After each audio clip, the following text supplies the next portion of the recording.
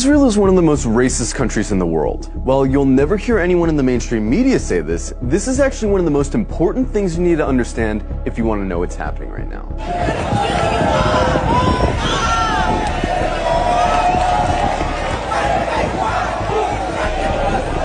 From its inception, the whole idea of Israel as a country was based on racism.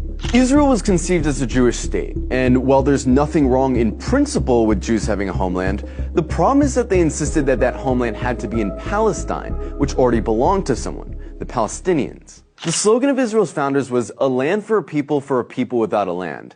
But deep down, they all knew that the only way to have a Jewish majority in Palestine, an Arab country, was to expel the Arabs. One of the founders of Israel, Yosef Weitz, wrote, "There's no room in the country for both peoples. There's no way but to transfer the Arabs from here to neighboring countries." Israel was quite literally founded by expelling and massacring hundreds of thousands of Arabs in a years-long process called the Nakba.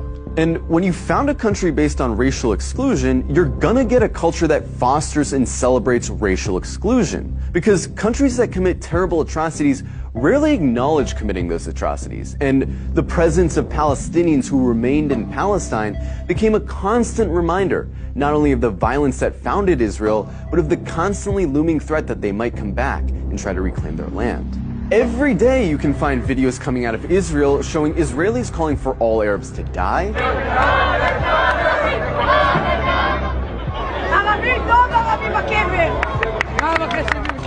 insulting the Prophet Muhammad,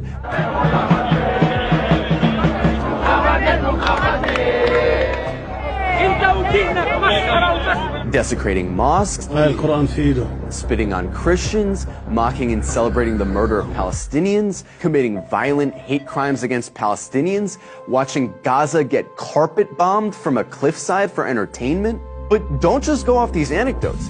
Let's look at some of the polls. One poll found that 2/3 of Israeli teens believe Arabs to be less intelligent, uncultured, and violent. It also found that 50% of Israelis wouldn't live in the same building as Arabs, wouldn't befriend Arabs, wouldn't let their children befriend Arabs, and wouldn't let Arabs into their homes. Another poll found that 60% of Israeli Jews want segregation from Arabs. Another poll found that half of Israeli Jews agree with the statement, "Most Jews are better than most non-Jews because they were born Jews." The poll also found that 88% of Israeli Jews would be disturbed if their son befriended an Arab girl, and 90% would be disturbed if their daughter befriended an Arab boy. This poll found that about half of Israeli high schoolers don't think Arabs should have the right to vote.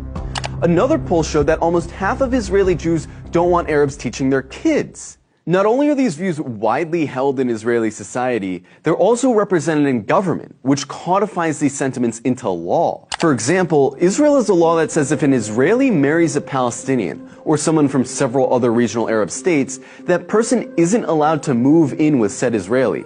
This law was passed in 2003, but it's been renewed every single year since. Israel also doesn't allow interreligious marriage to be performed in the country, which is meant to deter Jews from marrying non-Jews. In 2018, Israel passed the nation-state law, a law which has constitutional status, which says the right to exercise national self-determination, i.e. have rights, is the exclusive right of Jews, no one else. There's also the Nakba law, which makes it illegal to acknowledge the Nakba, the expulsions of Palestinians that were needed to found Israel. This would be like passing a law to make it illegal to talk about indigenous genocide or slavery in America. There's also the Admissions Committee law, which basically allows towns to operate panels that deny applications for entry based on socio-cultural compatibility, which essentially just legalizes racist housing discrimination. In Israel, advocating genocide of Palestinians doesn't hurt your chances of holding a high position in government. And in fact, in many cases, it helps. In 2014, Israeli lawmaker Ayelet Shaked wrote an unhinged rant on Facebook, calling all Palestinians enemy combatants and saying their mothers should be killed for giving birth to, quote, little snakes. The next year, she was appointed Minister of Justice by Benjamin Netanyahu. Itamar Ben-Gvir, a lifelong admirer of Meir Kahane, an Arab exterminationist, a man who praised a Jewish settler who killed a Palestinian for throwing a rock at him, a man who was famously acquitted after being criminally charged for chanting death to Arabs, is Israel's current Minister of National Security. He's not some fringe figure either. He's one of the most popular politicians in Israel right now. In the last few days, Israel's been working hard to cast itself as the victim of hatred, the victim of terrorism, the victim of anti-Semitism, that they have no choice but to lay siege to Gaza. But underneath this carefully concocted victim complex is a racist, Jewish supremacist state that's been trying to finish the job that the Nakba started for decades. And really, this shouldn't come as a surprise to anyone.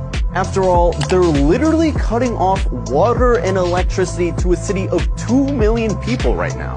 Their generals talk openly about flattening Gaza and killing the animals, meaning Palestinians. It's obvious their goal is genocide.